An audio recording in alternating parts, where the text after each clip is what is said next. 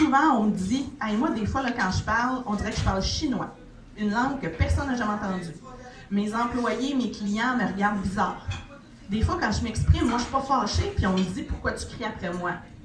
La communication, c'est d'être capable de vraiment bien cibler ce qu'on veut dire, être capable d'écouter, être capable de recevoir.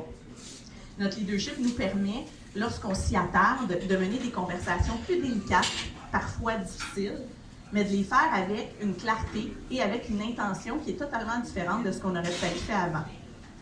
Tout le marketing, tous les réseaux sociaux, on a mis ce matin ma page Facebook, c'est toujours basé sur des principes de communication. Qu'est-ce que je veux dire vraiment? Comment j'aimerais que ce soit reçu, que ce soit perçu, à qui je veux m'adresser. La communication, c'est vraiment une des clés hyper importantes du leadership. Et en terminant, ben, c'est la relation au succès. C'est quoi notre définition du succès qui nous est propre? C'est quoi notre relation à la réussite, à l'échec? Qu'est-ce que j'ai envie de mettre en place? Ce serait quoi pour moi le succès? Et le succès, c'est pas lié nécessairement à des ambitions démesurées. Souvent, j'ai des clients qui vont me dire « C'est drôle, avec toi, c'est la première fois que j'ai l'impression que je peux avoir du succès. Parce que moi, j'ai jamais rêvé de millions. Moi, je rêvais de travailler moins puis de pouvoir partir en Winnebago 6 mois par année. Puis j'avais donc l'air pas ambitieux comparé à d'autres. » Bien, notre définition de l'ambition, c'est lié à c'est quoi pour nous la réussite, c'est quoi pour nous le véritable succès. Est-ce que c'est simplement toujours plus? Est-ce que c'est de transformer des choses en mieux? Donc, parfois, ça va être pas nécessairement d'avoir plus de clients, mais de changer notre type de clientèle. Des fois, ça va être de pas nécessairement avoir plus de clients, mais d'avoir des relations différentes avec nos clients, plus de clientèle répétitive. Et ce qu'on travaille, c'est toujours orienté sur la personne qui est avec moi. Tout part de soi. Alors, on a beau essayer de travailler sur l'entreprise, si ça ne s'aligne pas sur l'entrepreneur, ça ne fonctionne pas. C'est la même chose pour des professionnels qui sont au sein d'une corporation, d'une association, d'une bannière. C'est important d'aller trouver où on se rencontre là-dedans. Qu'est-ce qu'on partage comme valeur? Qu'est-ce qu'on partage comme vision? Et de miser là-dessus.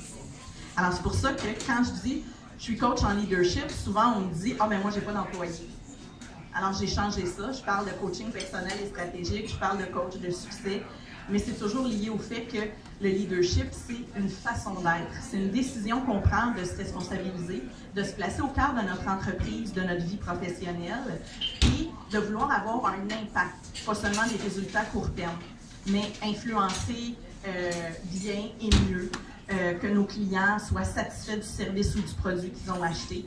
C'est d'être en mesure aussi de miser sur nos atouts et de reconnaître qu'on a peut-être différents enjeux à vivre avec ça.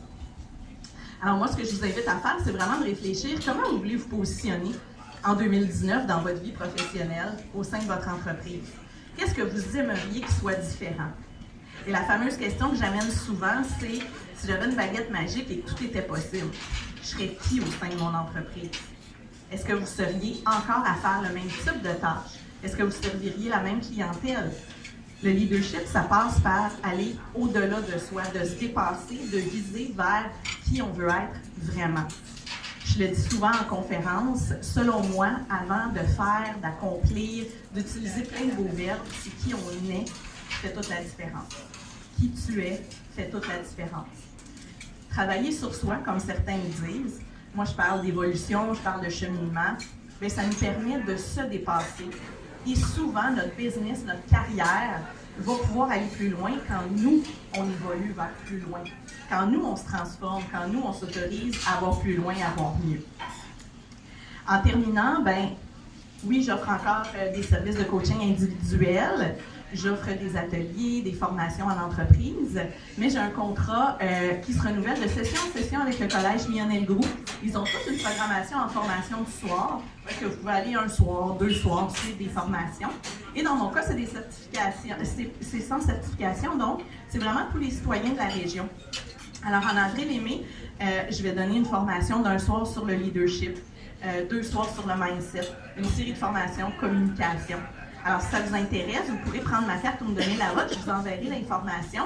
Et ce qui est super intéressant, c'est que vous n'avez pas de prérequis pour y aller. Et par l'apport financier du Collège et d'Emploi Québec, c'est des formations qui sont autour de 50 $ pour une formation de 3 heures, donc c'est très abordable. Et c'est géré par le Collège. En terminant, je vais vous inviter aussi à me suivre. Bien sûr, il y a Facebook, Mélissa Miron, coach de succès communicatrice. Je suis active sur LinkedIn, je suis active sur Instagram. Pourquoi? Parce que je l'annonce maintenant officiellement. Ce printemps, je lance ma série web et mon podcast. Enfin, il y en a plusieurs d'entre vous qui m'ont entendu parler depuis un bout. Alors, vraiment, c'est m'entreprendre.tv. Donc, on va parler de s'entreprendre en tant que professionnel entrepreneur. Il va y avoir des entrevues, du contenu, du coaching. Alors, en me suivant, vous allez être à l'affût, vous allez pouvoir voir les premiers épisodes et ils vont pouvoir être vus sur YouTube, évidemment, et entendus en podcast. Alors, je remercie beaucoup la CCI2M pour cette opportunité. Je vous remercie de votre écoute. Vous avez tous été super attentifs. Je suis très contente. Je vous souhaite un bon déjeuner et un bon réseautage. À bientôt!